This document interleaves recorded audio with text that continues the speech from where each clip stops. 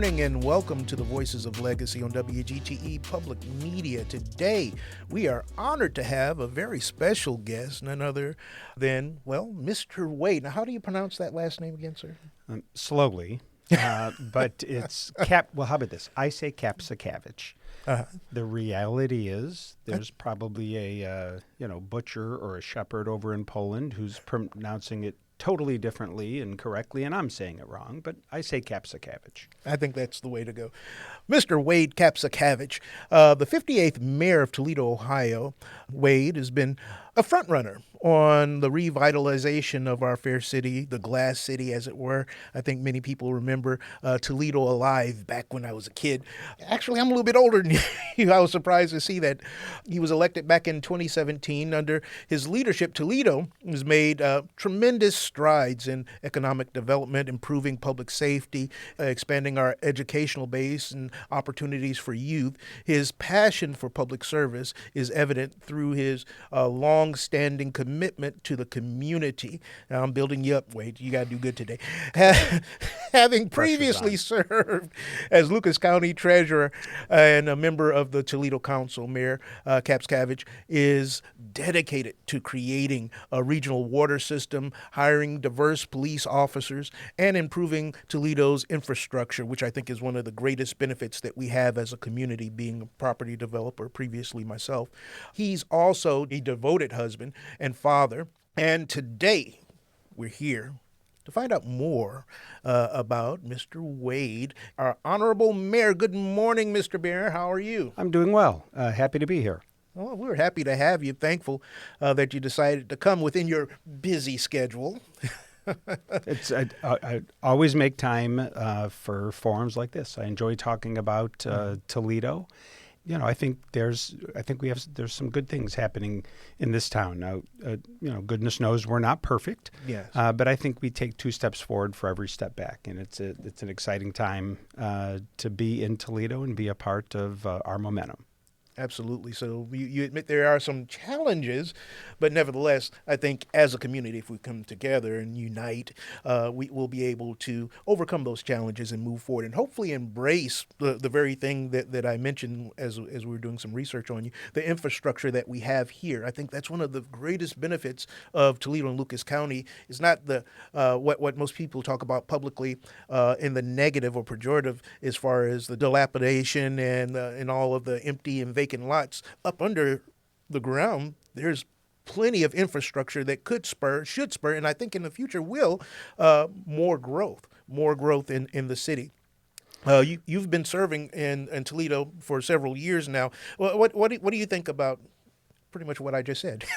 Well, I agree, and I guess I would say there's a lot of different ways to look at infrastructure. Mm-hmm. In the most literal terms, sure, we have, the infrastructure of a, industrial city, mm-hmm. a city that does things and makes things. We have, access to a deep water port, yes. The longest north-south road in the United States of America, I-75, right, which goes from Sault Ste. Marie, Michigan to Miami, Florida, and the longest east-west road, mm-hmm. I-90, which goes from Seattle to Boston. I mean, I'm no geometry expert, but even I know they're only allowed to intersect in one location, mm-hmm. and I'll be darned if it's not here. Doesn't happen right here in Toledo. So that's a kind of infrastructure that I think you most commonly think about when you think about, the advantageous location and sort of, to use a real estate term, the bones of Toledo, and having just benefited from the American Rescue Plan, yes. This influx of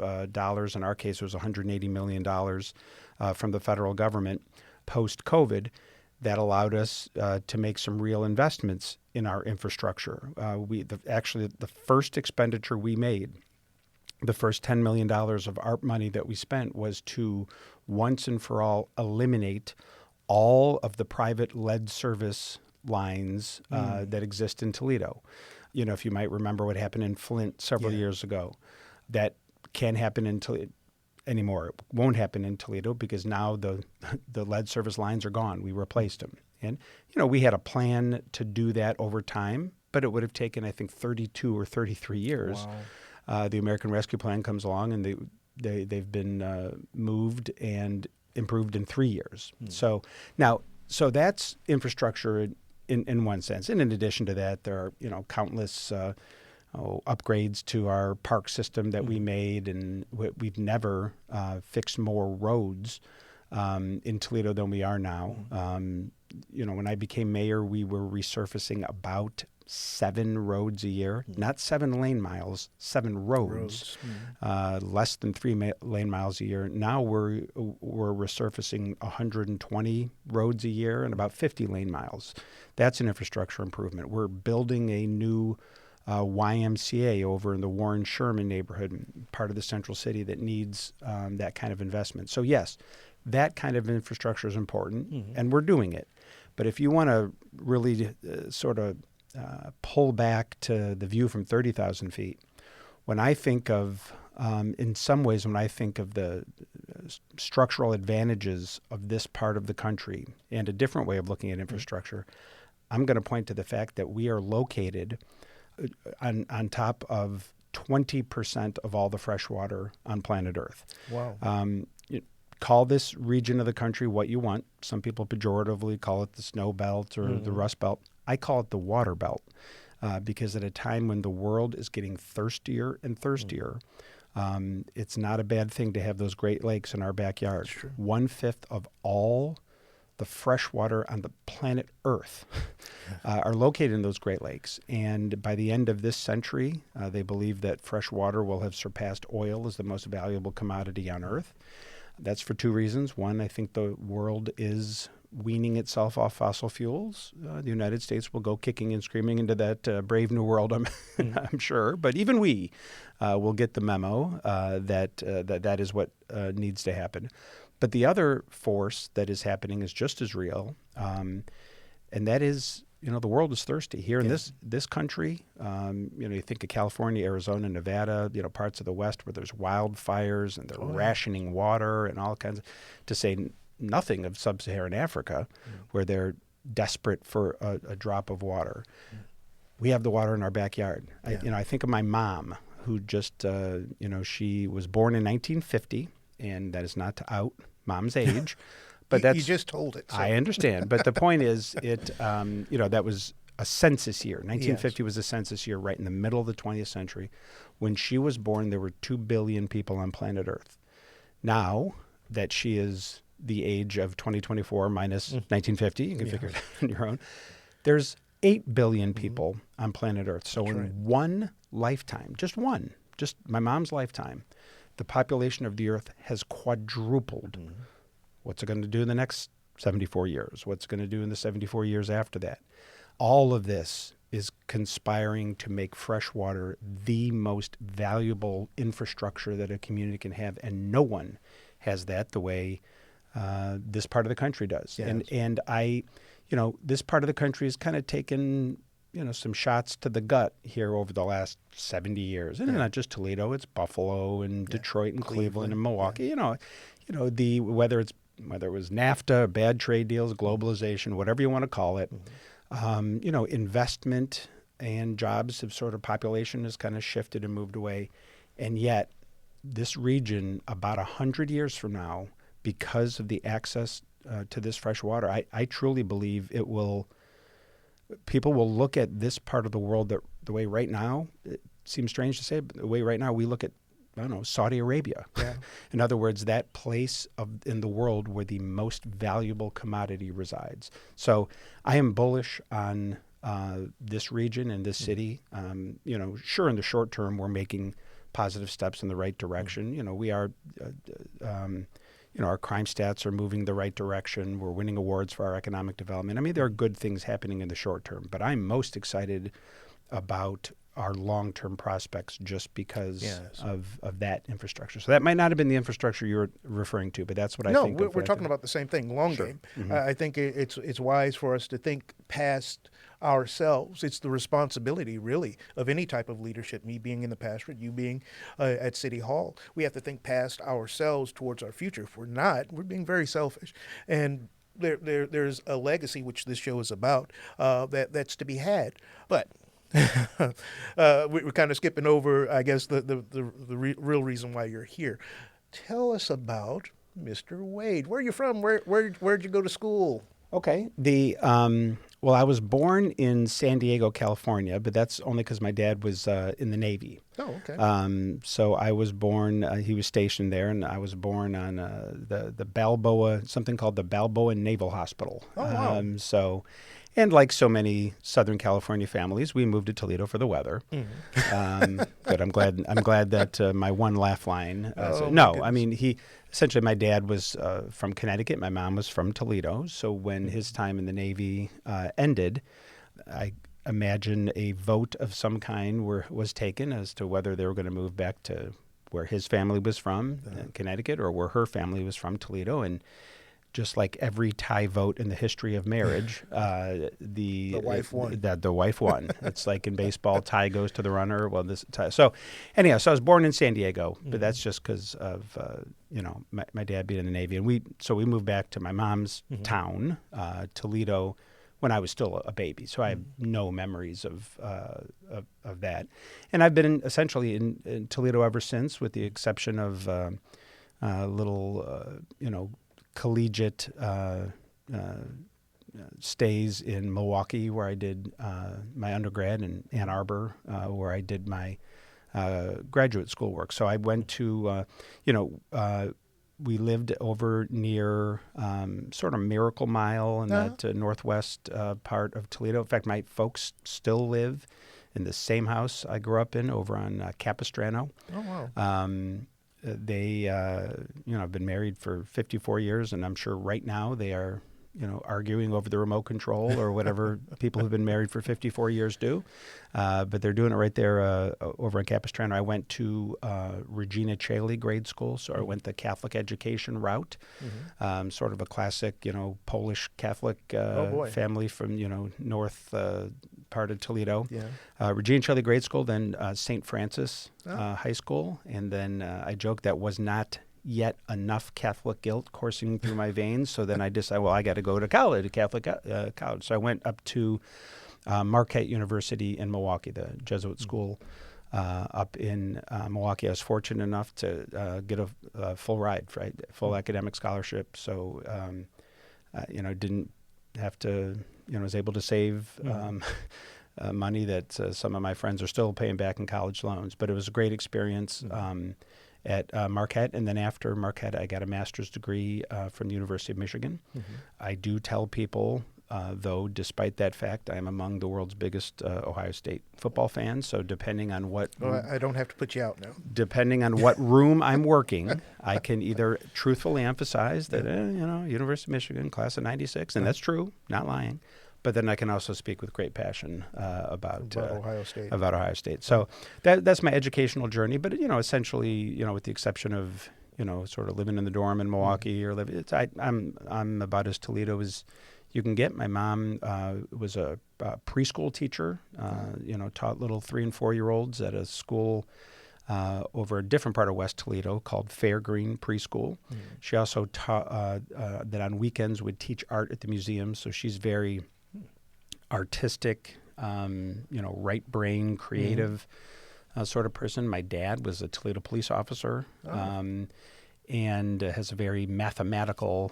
He's the analytical one. Analytical left brain type of guy, and so I think in some ways I'm a mix of the two of them, like most kids are of their parents. So, just a classic, middle class Toledo. Up, dad's a cop, mom's a teacher. Catholic school. So you think your passion for service was inherited? Well, I do. I think it was inherited in a lot of ways.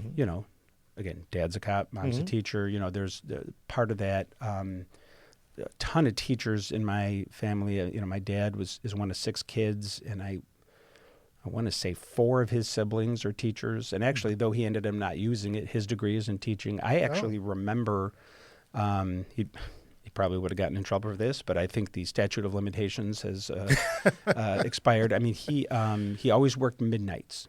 So his whole career worked midnights.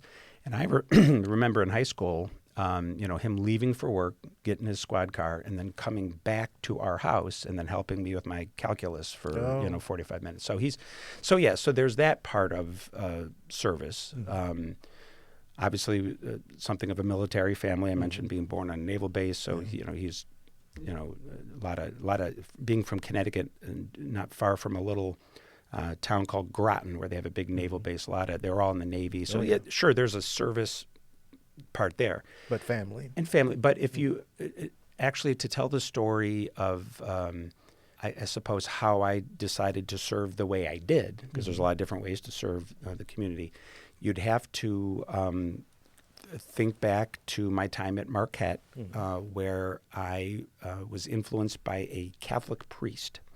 And it's an interesting story. I when I went to Marquette, I wanted to be a journalist. I thought I'd be writing for the New York Times today, or some sort of, I was I could see that. Journalism major. The who, what, when, where, why, how, inverted pyramid style. But I had to take an intro to poli-sci course just to satisfy as a core part of the journalism degree. At St. Francis, I had never taken political science to the extent the word science was in the course title. I was sure I wasn't going to enjoy it if the word science was in the course title. But the professor, and this would not be too unusual in a school like Marquette, was a priest named Father Tim O'Brien, and he was just a charismatic guy. Still is. He's he's probably 80 or so now. Wow. But I still keep in touch, and he probably, next to my parents, is probably the number one influence in my life. And he would talk about, changing the world and making a difference. And, first of all, he made the subject matter interesting. Very colorful guy, not the standard, and not the kind of priest I was familiar with. He wasn't boring. No, and he was, he smoked a cigar, and he kind of, his language, sometimes he would use salty language. I mean, he was just a interesting guy. But at his core, and I didn't maybe realize it at the time, when I was a 17-year-old freshman, sitting in the front row of his class. But now that I'm older, I think back, okay, Father Tim O'Brien, so when would he have been born? He was probably born in the early 40s is my guess. He would have come of age at a time, if you know the history of the Catholic Church during Vatican II, which is a time of, sort of openness and, whatever. But he's also Irish and proudly Irish. So think about, in his formative years, the Kennedys were on the ascent and the Peace Corps. And I know it's quaint and no one, trust me, no one these days thinks of public life as a noble calling. I get it. I think politicians test somewhere around Ebola. But there was a time, and he was influenced by it, when it really was a noble calling,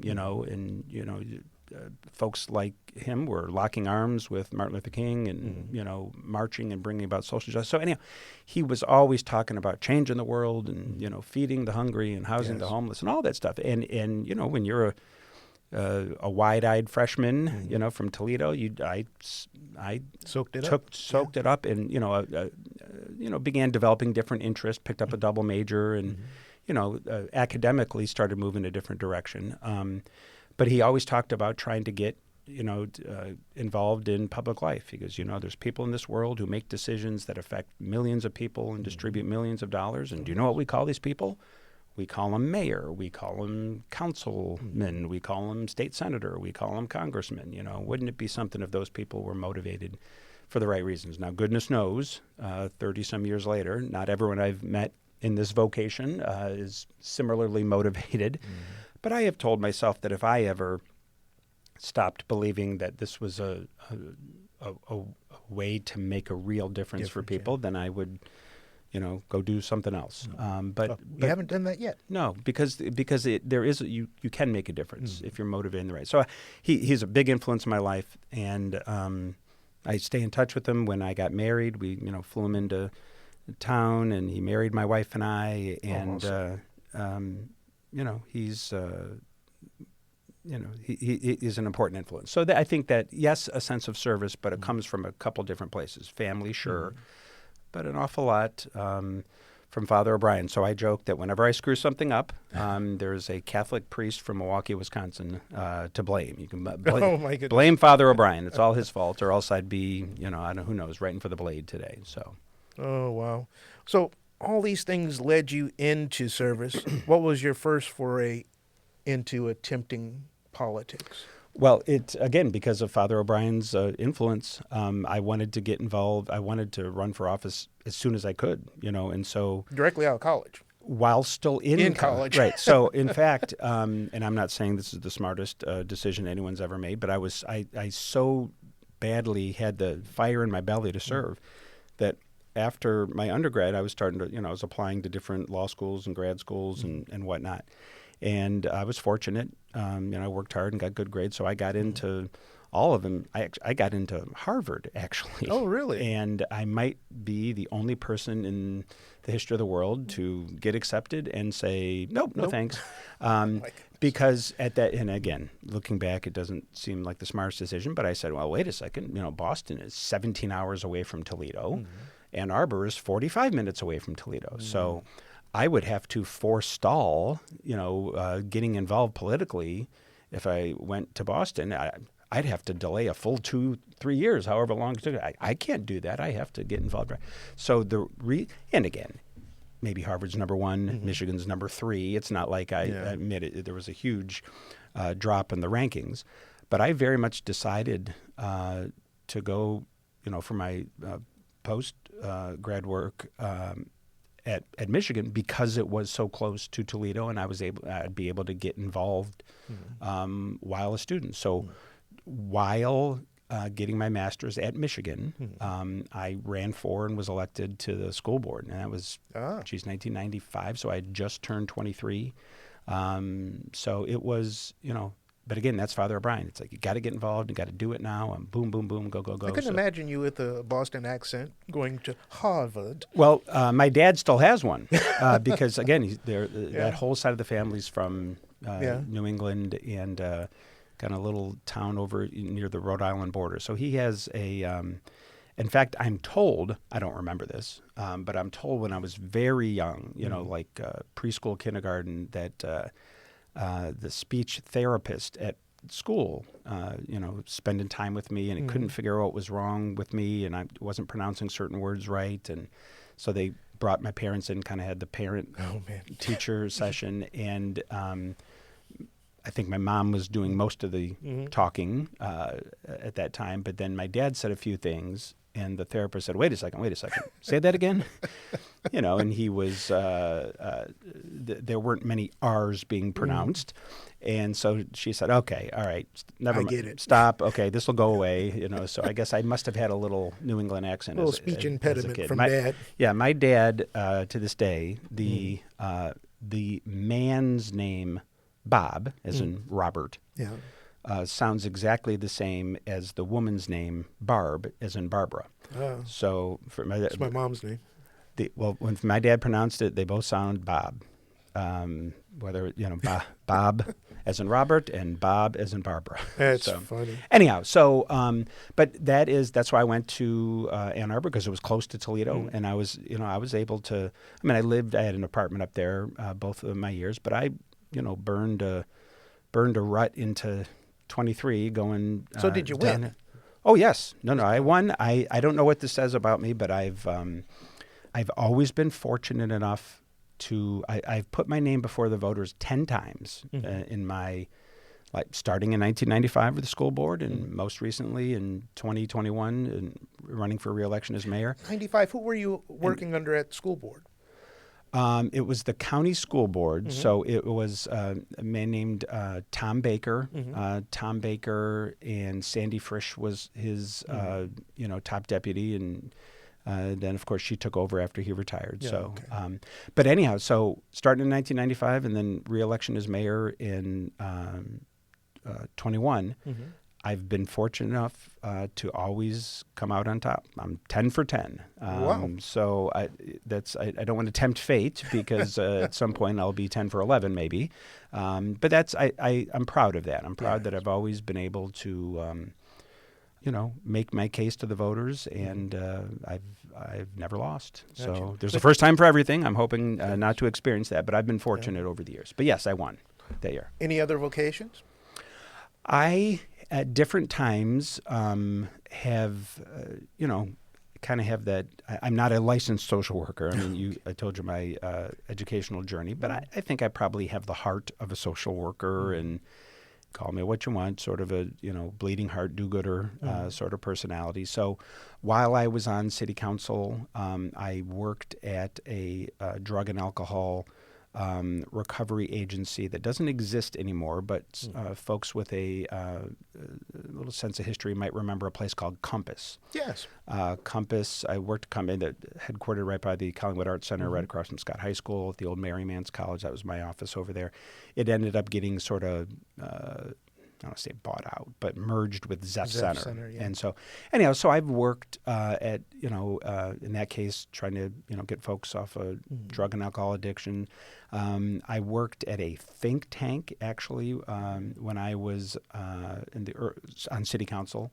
Also, something called the New Ohio Institute, kind of studied statewide education policy to come up with better way to fund public education. That was when the DeRolf decision was being handed down. The DeRolf decision, of course, declaring that the way Ohio funds public education is unconstitutional because of our over-reliance on the property tax.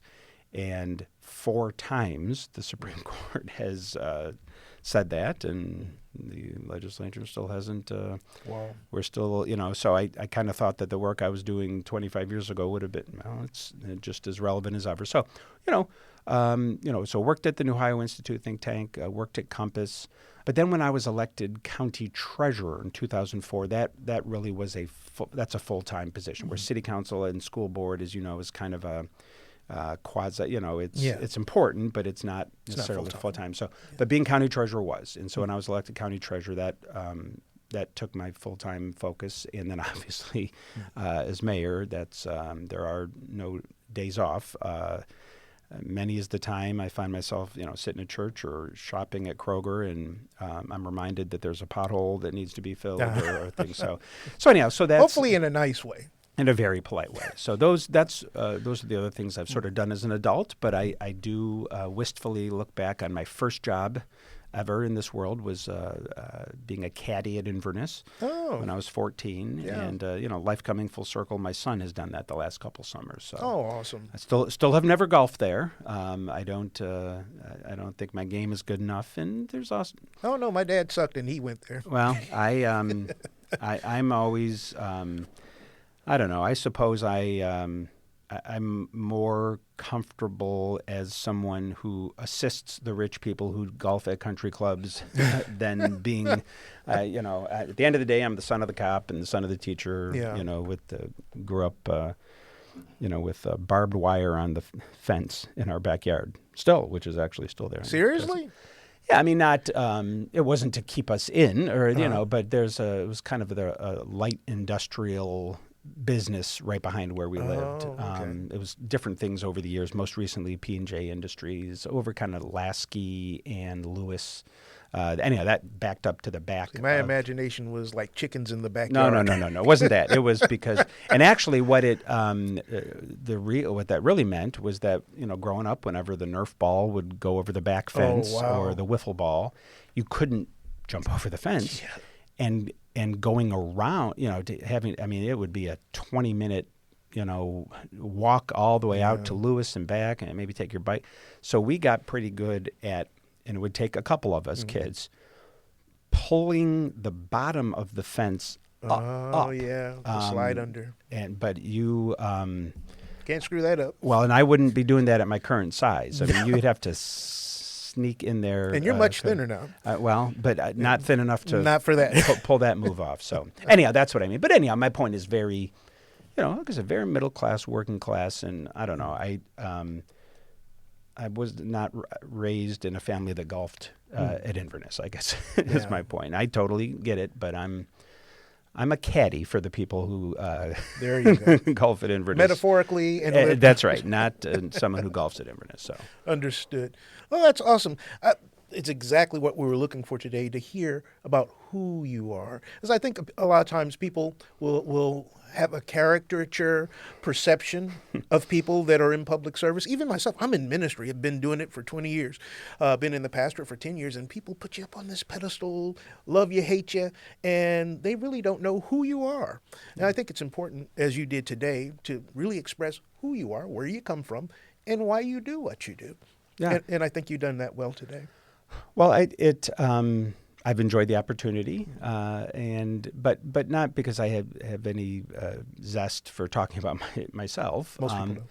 But to the extent it helps me talk about Toledo, that's Yes. and how it put me in a position to help Toledo. I enjoy that part. There's nothing quite like serving your town, your Yes, hometown. it is. And It's awesome. I've been here my whole life.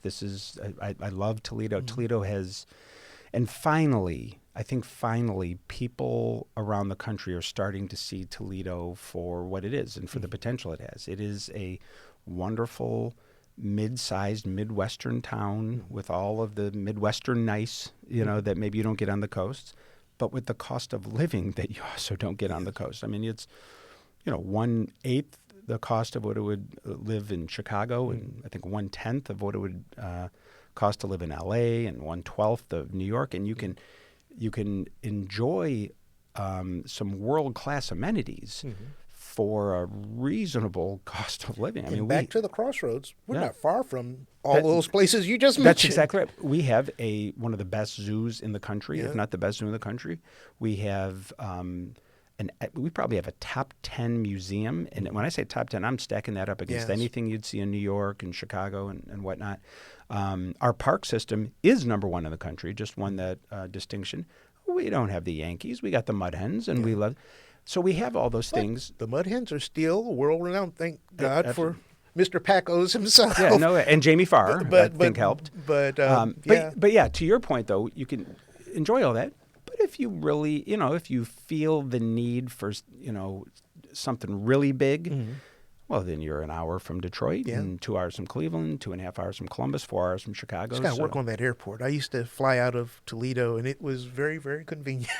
It was. Now I have to go to Detroit with a driver.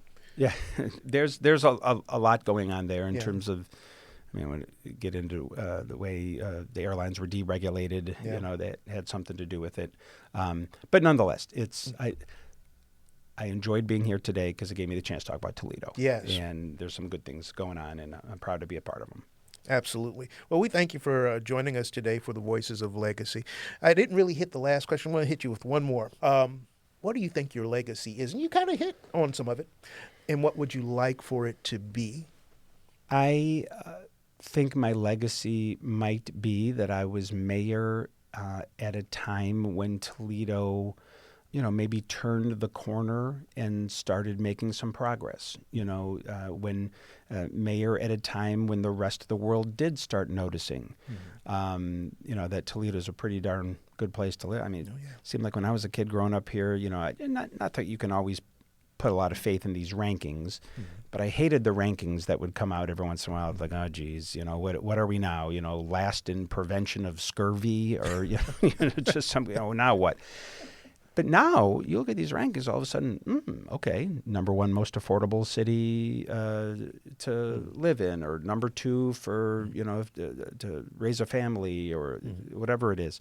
Realtor.com said that Toledo is the hottest housing market in the United States of America in 2024. Site Selection Magazine has us ranked in the top 10 for 7 years in a row for new business investment. So I think if there's a legacy, I'd like it to be being mayor during this transitional time when people started seeing Toledo for the potential it has, and making some of the tougher long-term decisions to get us ready for that future growth. The regional water system that we created in my first year as mayor, or finally fixing these roads after years of neglect. The work that's happening on the Maumee River and the riverfront to sort of reimagine that. Our skyline with the Glass City Metro Park and things of that. And in terms of what they might say about me, all I want them to say is that he tried his best, because that is what I say. I don't. People come up to me, a lot and say, "Hey, you're doing a good job, or doing this," and I say to them sincerely, I say, "I'm trying my best." That is no matter what, whether good or bad, I have worked my rear end off. I have done the best I can do for the city I love, and that would be a nice epitaph for folks to say when I tried my best and sincerely worked my hardest to make Toledo a great place. Awesome. Well, thank you so much, Honorable Mayor Kapszukiewicz, for Kapszukiewicz. I want to get it right one day. For joining. The Kapszukiewicz part is correct. I'm not sure about the honorable part. But you are. You're here. Okay. You're our mayor. But we thank you for being in the building today and sharing your life with us and our listeners on the Voices of Legacy here on WGTE. Remember that you're writing your own legacy every day that you live. Be kind to someone today.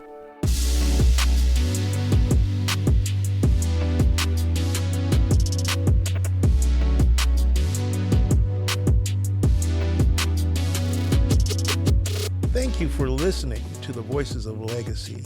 This is your friend, Pastor Carl Mitchell III, your host of this program. We want you to go to wgte.org/legacy to like, share, subscribe, and hear all of our past podcasts and our future podcasts. Be a friend and join with us in the Voices of Legacy, where you're writing your own legacy every day that you live. Have a blessed day.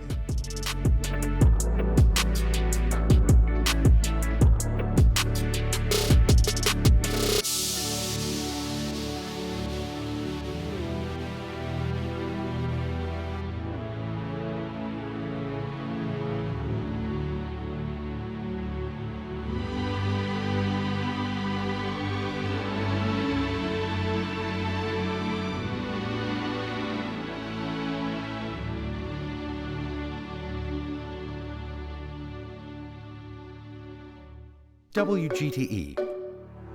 Voices around us. WGTE is supported in part by the American Rescue Plan Act funds allocated by the City of Toledo and the Lucas County Commissioners and administered by the Arts Commission.